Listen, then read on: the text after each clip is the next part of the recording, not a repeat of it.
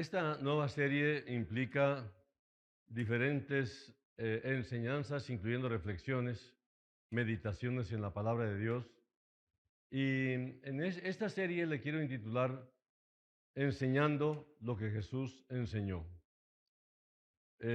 Por hoy vamos a comenzar con 10 principios por los cuales vivir. Vamos a ver cuántos cubrimos el día de hoy.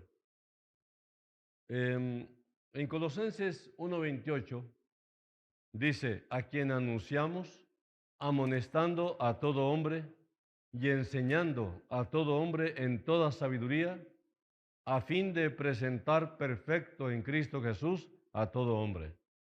Colosenses 3:16 también dice, la palabra de Cristo more en abundancia en vosotros, enseñándoos y exhortándoos unos a otros en toda sabiduría, cantando con gracia en vuestros corazones al Señor, con salmos e himnos y cánticos espirituales. El elemento más importante de la enseñanza, ser fieles a un solo libro, que es la Biblia, a un solo autor, que es Dios mismo, y el ejecutor y el que puso por obra todo es Jesús el Hijo. Y el que mantiene esta enseñanza en la memoria del creyente es el Espíritu Santo. Como alguien dijo, es tan fuerte lo que haces que no oigo lo que dices. Jesús no solo enseñaba con palabras, sino más bien con su ejemplo, precepto y ejemplo. El que miraba a Jesús, miraba la verdad personificada. Él era lo que enseñaba antes de decirlo y lo vivía mucho antes de enseñarlo. Jesús mismo dijo, yo soy el camino, la verdad y la vida. Todo maestro de la Biblia debe de ser alguien que ha tenido un encuentro personal con Jesús. Es lo que llamamos la conversión de una vida. Uno de sus propósitos era el de transformar los corazones de cada hombre y cada mujer por medio del conocimiento de Dios. Miren, Jesús pasó 3 años enseñando a los discípulos que Él escogió para que ellos pudieran hacer el trabajo que Dios había planeado para ellos. Ellos aprendieron muchas cosas. En ese tiempo tuvieron la oportunidad de aprender acerca del amor de Dios, de su plan para ellos y para el mundo. También aprendieron que Satanás era un ser real, que combate contra Dios con todas sus fuerzas y que no se detendría ante nada con tal de desanimarlos y vencerlos. Es el enemigo de nuestras almas. Jesús los preparó a los discípulos para que pudieran tener la victoria en la vida cristiana y también para el día en que ya no estaría con ellos físicamente. También aprendieron que esta vida no es el todo del hombre y que también hay un plan para después de la muerte. Las enseñanzas de la palabra de Dios tienen un tremendo potencial para nuestro crecimiento espiritual y emocional. Pero el beneficio más grande que tenemos al seguir los principios de Dios es una relación más y más profunda y mucho más provechosa con el Señor Jesucristo. El crecimiento espiritual requiere tanto de compromiso como de entrega. Sabemos que Jesucristo hizo el compromiso y entrega máxima cuando escogió ser nuestro Salvador. Dios ha preparado para cada creyente bendiciones que solo se pueden ser alcanzadas por medio de la entrega. En 1 Corintios 2:9 dice, antes bien, como está escrito, cosas que ojo no vio, ni oído oyó, ni han subido en corazón de hombre, son las que Dios ha preparado para los que le aman. También prometió revelarse a todo aquel que lo busque con todo su corazón. En Mateo 7:7 dice, pedid y se os dará, buscad y hallaréis, llamad y se os abrirá. Los principios que vamos a ver el día de hoy te ayudarán a aprovechar la oportunidad de conocer mejor al Señor Jesucristo y poder servir a Dios. En primer lugar, el primer principio es obedecer a Dios. Hechos 5:32 dice, y nosotros somos testigos suyos de estas cosas, y también el Espíritu Santo, el cual ha dado Dios a los que le obedecen. Obedecer no siempre es fácil. La tentación de Adán fue en el área de la obediencia. La mayor parte de nuestros conflictos vienen por desobedecer a Dios. Algunas veces es por nuestros propios deseos y otras porque las emociones nos controlan y nos conducen a ceder en nuestras convicciones. Existe la tentación de dejarse llevar por la presión de los que nos rodean, familiares, amigos, la pareja, los hijos.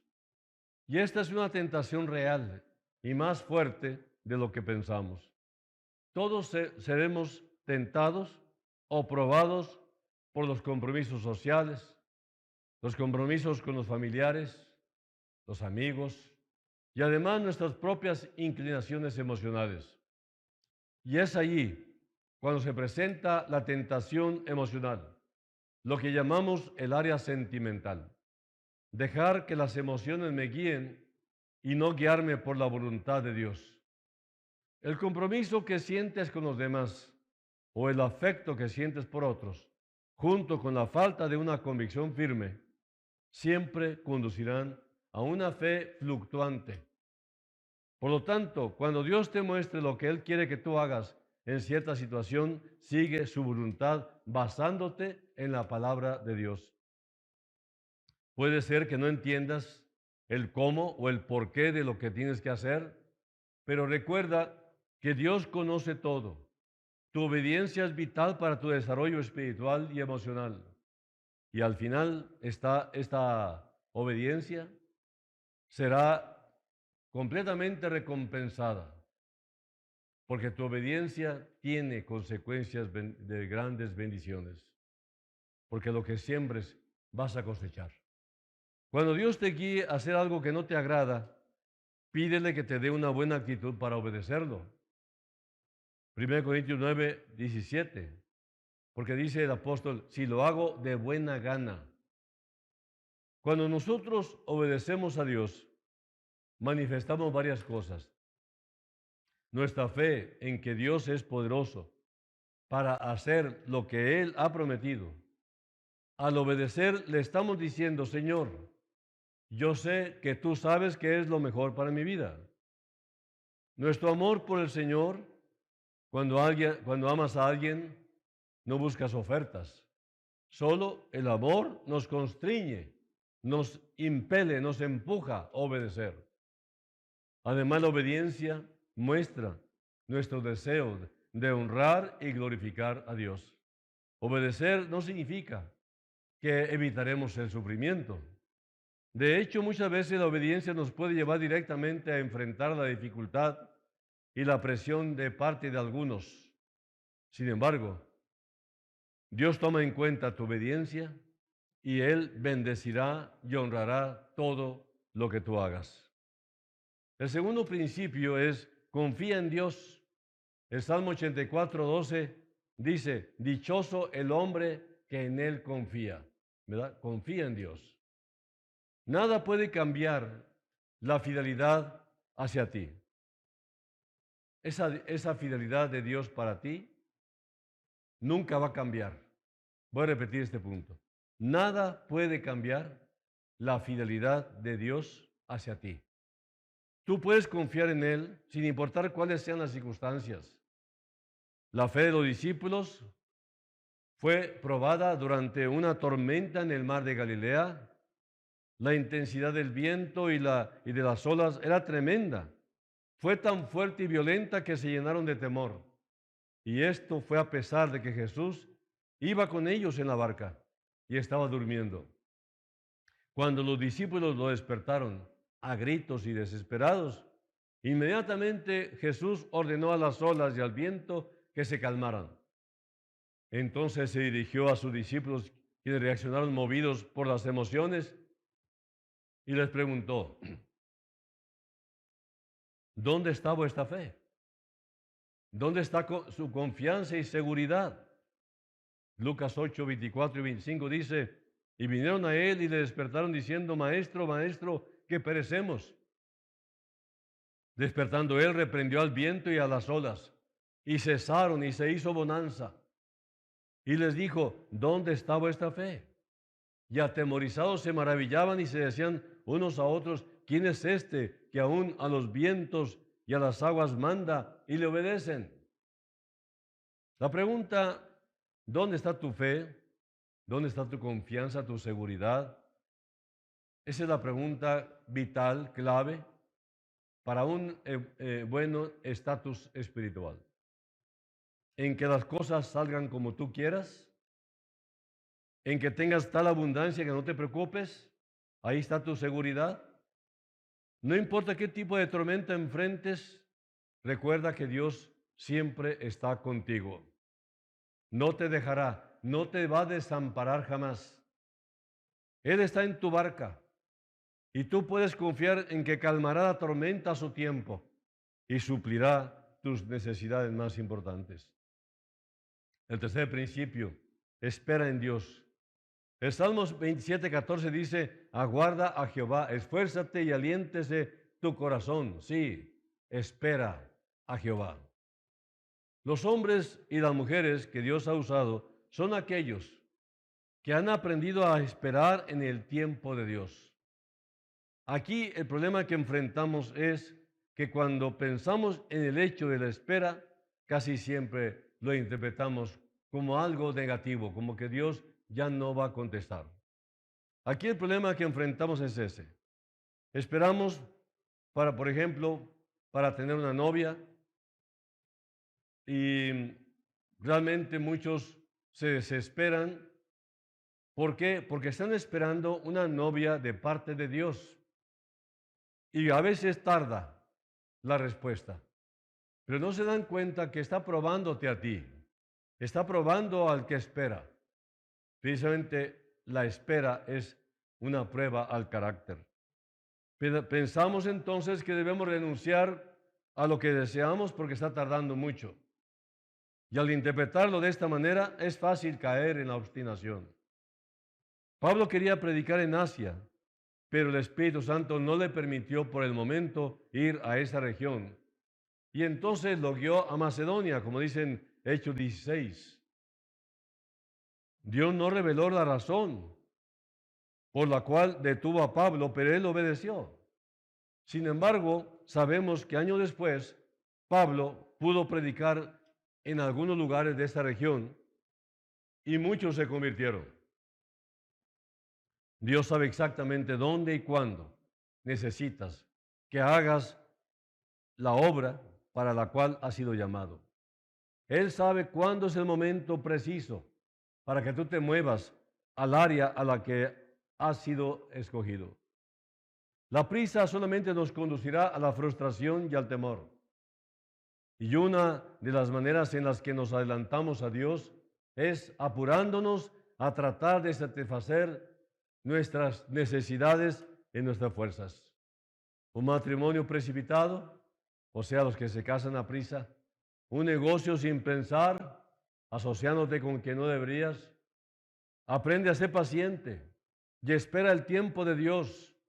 Dios es bueno y tan solo saber esto, porque saber que Dios es bueno, nos alienta a esperar tranquilos y confiados.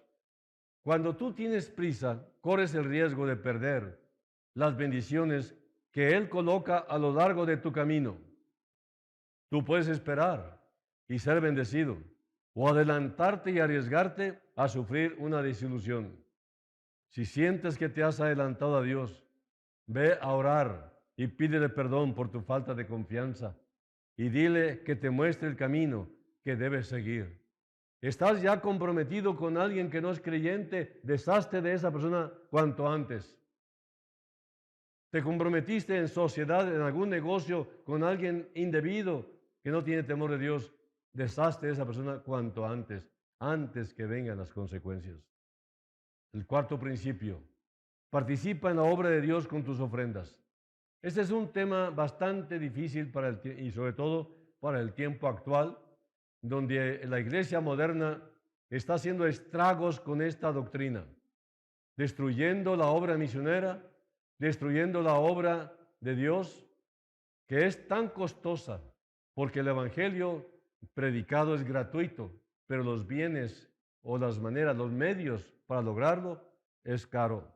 Así que el dar tiene varios significados. Nos indica el nivel de nuestra fe, nuestro amor por el Señor, nuestra gratitud a Él por las bendiciones recibidas. También es una señal de nuestra madurez espiritual. Los niños por naturaleza son egoístas. Tienes que enseñarles todo a dar, a compartir, a ser respetuosos. Puedes darle todo a un niño y si le pides algo te dice que no. Son inmaduros, no saben amar y por lo mismo no saben dar. Se enojan y se llevan su pelota. Tienen que madurar. Y en un adulto reciben y nunca regresa nada a cambio. Parte del plan de Dios para nuestras vidas es que maduremos. Cuando los creyentes maduran, aprenden no solo a dar, sino a darse en todos los aspectos de la vida. Dan amor, dan ayuda, dan atención, dan estudios que han recibido gratuitamente también, gratuitamente los habrán de dar. Nosotros damos para la obra de Dios porque Él dijo que así es la forma de extender el trabajo. Los misioneros necesitan dinero. Los siervos de Dios de tiempo completo necesitan dinero. La predicación que dan es gratis, repito, pero requieren de medios para poder lograr la proyección del Evangelio y los medios son los caros. La ofrenda no es para quedar bien con Dios, porque Dios con todo y sin tus ofrendas, Él sigue extendiendo su amor y su misericordia para ti. Pero la madurez espiritual implica dar y darse con la dádiva. Así que ofrendamos porque lo amamos a Dios, amamos su obra, amamos a nuestro prójimo. Cuando tú amas a alguien, lo más natural es que le das algo, le das tu tiempo, le das dinero, le das regalos, atención personalizada, visitación, etcétera. Por medio de la ofrenda participamos en una parte de la obra de Dios. Ofrendar también es una muestra de confianza. Al dar manifestamos nuestra fe en la capacidad que Dios tiene para proveernos para todas nuestras necesidades. Cuando tú ofrendas sin darte cuenta, te liberas de dos cosas que nos esclavizan, fácilmente. El temor al futuro económico, el amor al dinero, porque el amor al dinero es la raíz de todos los males. Nos esclaviza, nos deja ciegos. Dios nunca quiso que los recursos financieros tomaran el control de nuestra vida. El bienestar económico es una situación que en última instancia le pertenece a Dios. No importa cuánto tengas, Dios tiene el derecho de tomarlo todo. El dinero puede ser una gran bendición o puede ser también una pesada carga. La manera en la que tú usas tus recursos es un indicativo de tu fe y confianza en Dios. ¿Ofrendas generosamente o te agarras del temor de que Dios no te va a suplir para poder seguir dando más? Dice 2 Corintios 9, 7 al 11, cada uno dé como propuso en su corazón, no con tristeza ni por necesidad, porque Dios ama al dador alegre. Y poderoso es Dios para hacer que abunde en vosotros toda gracia, a fin de que teniendo siempre en todas las cosas todo suficiente, abundéis para toda buena obra, como está escrito, repartió, dio a los pobres, su justicia permanece para siempre, y el que da semilla al que siembra y pan al que come, proveerá y multiplicará vuestra sementera y aumentará los frutos de vuestra justicia, para que estéis enriquecidos en todo, para toda liberalidad, la cual produce por medio de nosotros acción de gracias a Dios. Pablo enseña que Dios nos provee no solo para que tengamos más y más bienes materiales, sino para que podamos participar en la obra de Dios y en ayudar a otros. Romanos 12, 13 dice, compartiendo para las necesidades de los santos practicando la hospitalidad. Pídele a Dios que te guíe en esta área, que se te quiten los prejuicios. No mires los acontecimientos actuales. Mira la palabra, mira la doctrina sobre la ofrenda.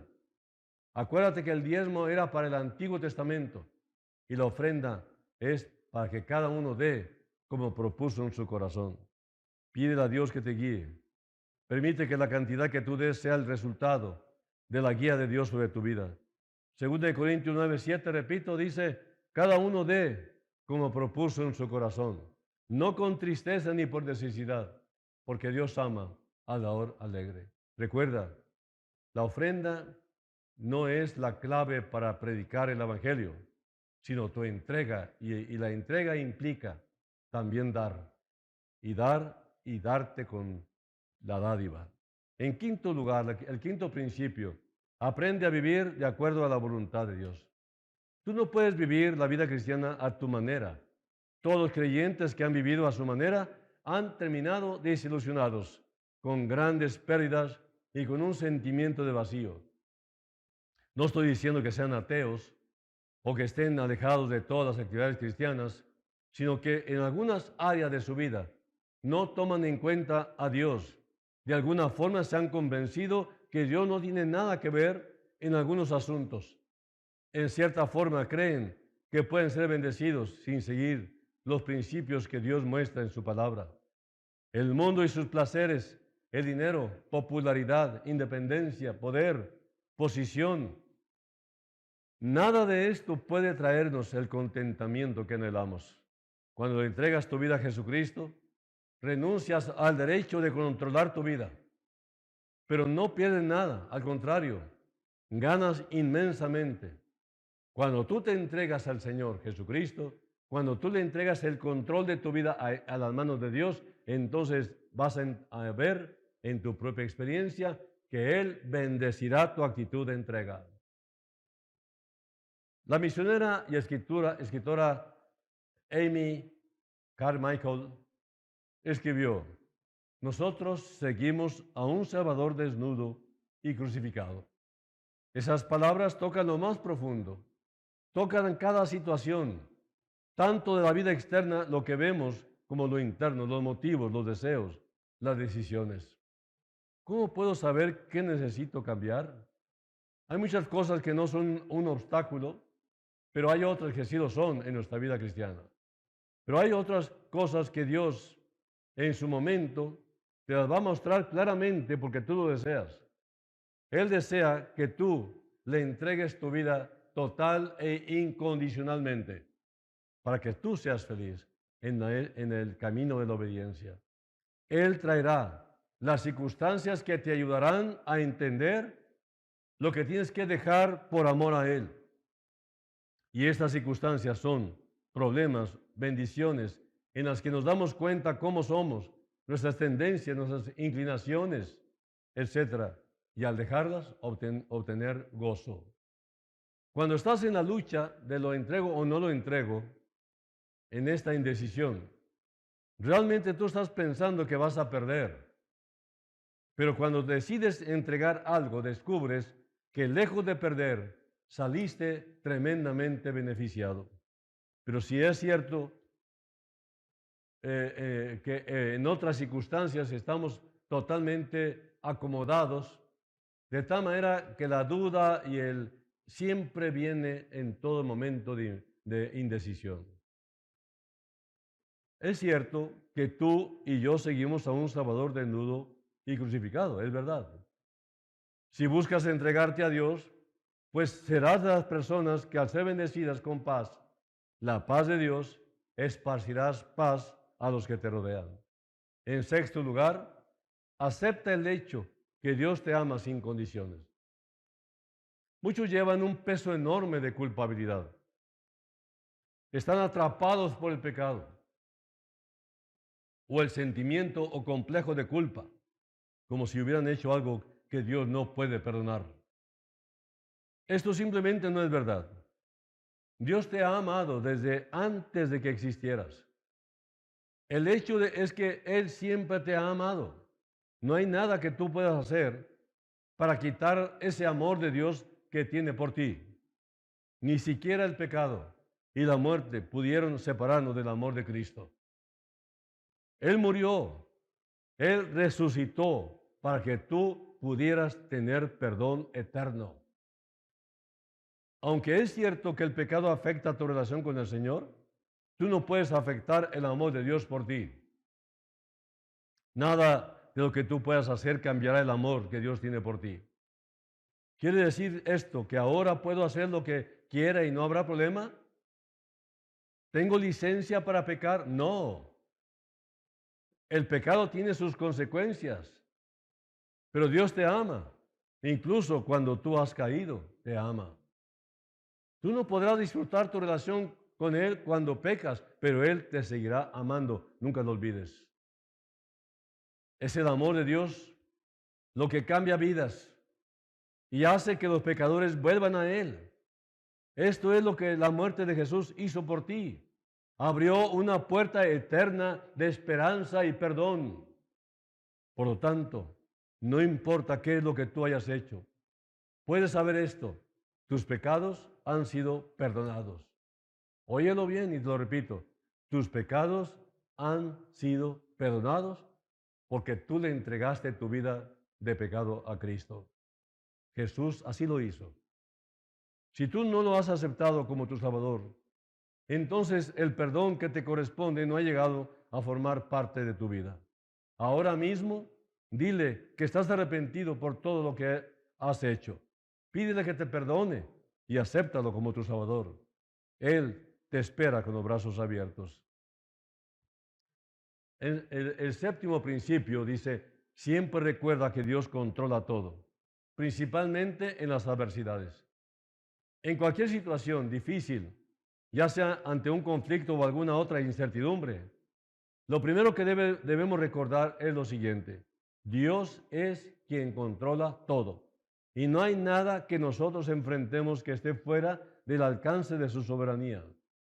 En segundo lugar, al enfrentar cualquier dificultad debemos considerar que Dios tiene un plan. Jeremías 29:11 nos recuerda que Dios tiene buenos planes para nuestras vidas. Estos planes son para nuestro bienestar y no para perjudicarnos. Cualquier prueba, cualquier tragedia o adversidad con que tropecemos es parte de la voluntad de Dios para nosotros, aunque no lo entendamos al momento. El apóstol Pablo escribe en Romanos 8:38 y dice él que sabemos que a los que aman a Dios todas las cosas les ayudan a bien. En su carta a los creyentes que estaban pasando por grandes pruebas, Pedro les escribe estas palabras de aliento. Primera de Pedro 4:12. Y dice: amados, no os sorprendáis del fuego. Déjeme leerlo. Primera de Pedro 4:12. Capítulo 4, versículo 12 dice: amados, no os sorprendáis del fuego de prueba que os ha sobrevenido, como si alguna cosa extraña os aconteciese. Aunque las pruebas eran enormes, Dios no los había olvidado. Y puede estar seguro que tampoco nos ha olvidado a nosotros. Cuando surjan las dificultades, recuerda el hecho de que Dios está profundamente interesado en tu vida. Él te ama y Él ha prometido que no te abandonará, porque el Señor no abandona a su pueblo, ni desamparará a su heredad, dice el Salmo 94:14. Recuerda que Él tomará todas las circunstancias y hará que resulte lo mejor de cada una de ellas. Descansa del hecho de que nada podrá tocar tu vida si no es parte de la voluntad permisiva de Dios.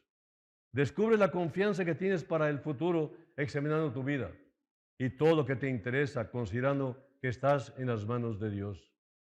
Juan 10, 27 al 29.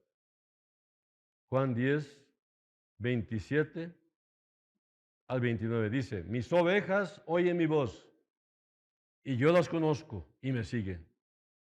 Y yo les doy vida eterna y no perecerán jamás, ni nadie las arrebatará de mi mano.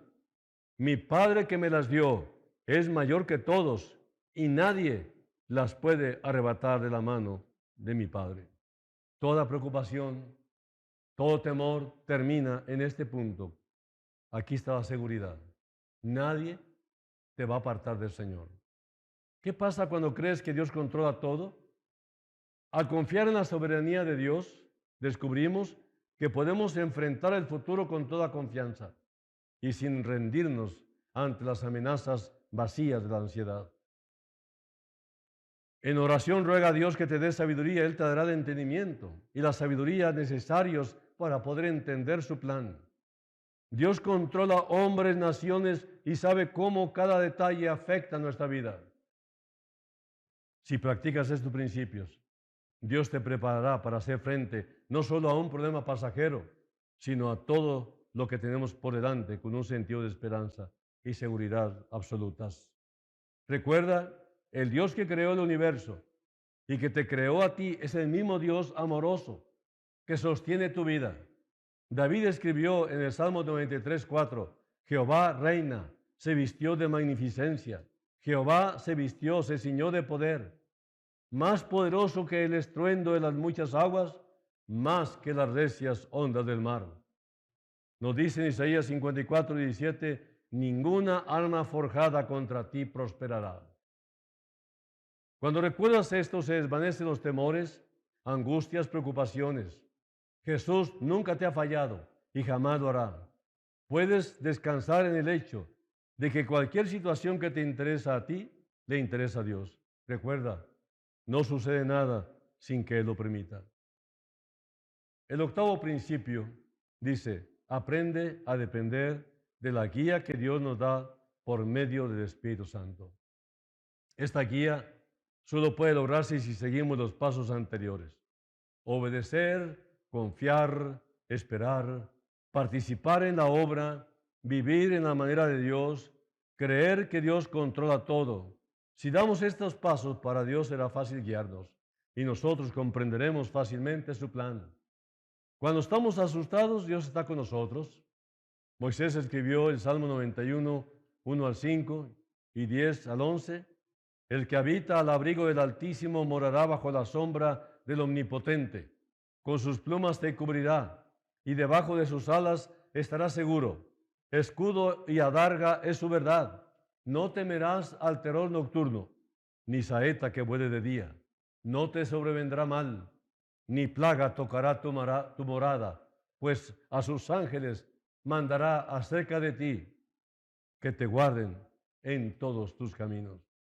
Como creyente, el Espíritu de Dios mora dentro de ti, tal como Jesús prometió a sus discípulos que enviaría a un consolador que vendría para estar junto a ellos. El Espíritu Santo es la evidencia que tienes de que la promesa de Dios ha sido cumplida. Su trabajo es guiarnos hacia la verdad y el entendimiento.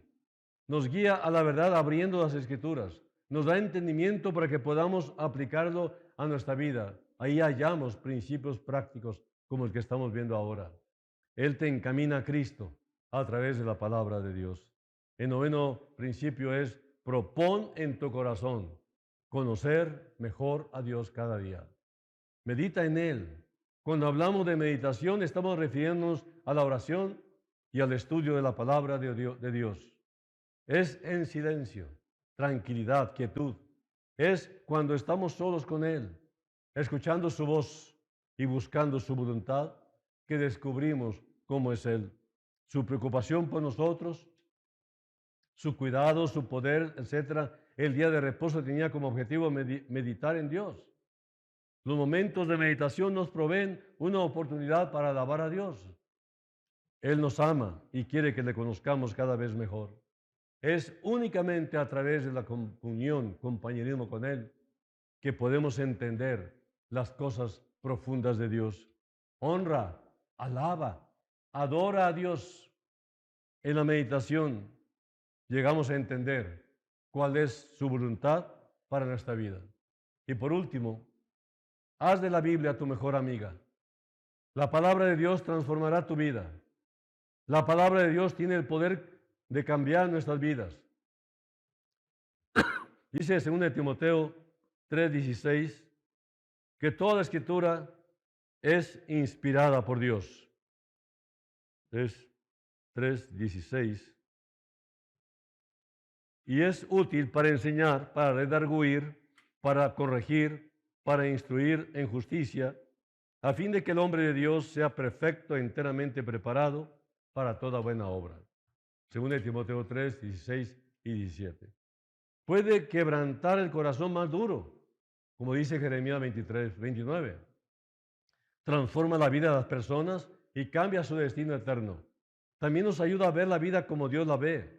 La palabra de Dios es la lámpara que nos ilumina el camino. El Salmo 119:105 dice: lámpara es a mis pies tu palabra y lumbrera a mi camino.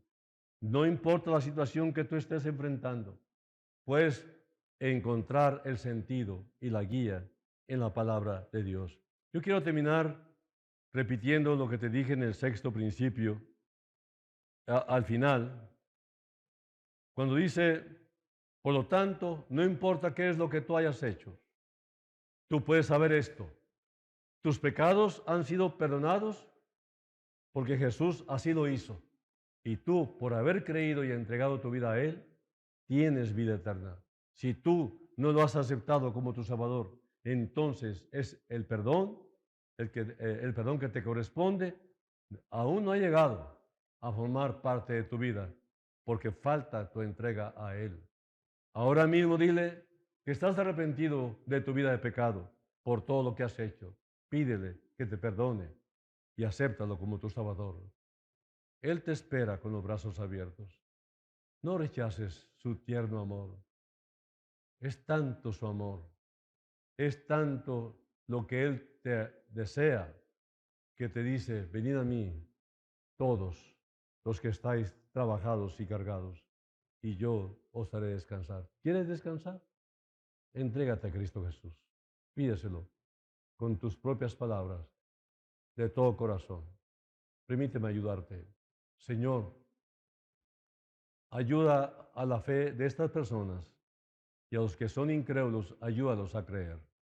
Guía sus palabras que están ahorita pronunciando desde el interior de su corazón, y ayúdalos a aceptarte como el único y suficiente Salvador.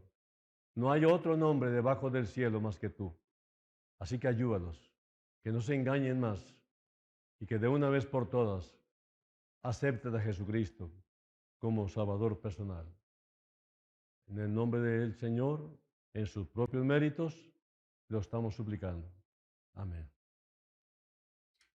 La fe es realmente sencilla, simple, tan pequeña como el granito de una semilla de mostaza.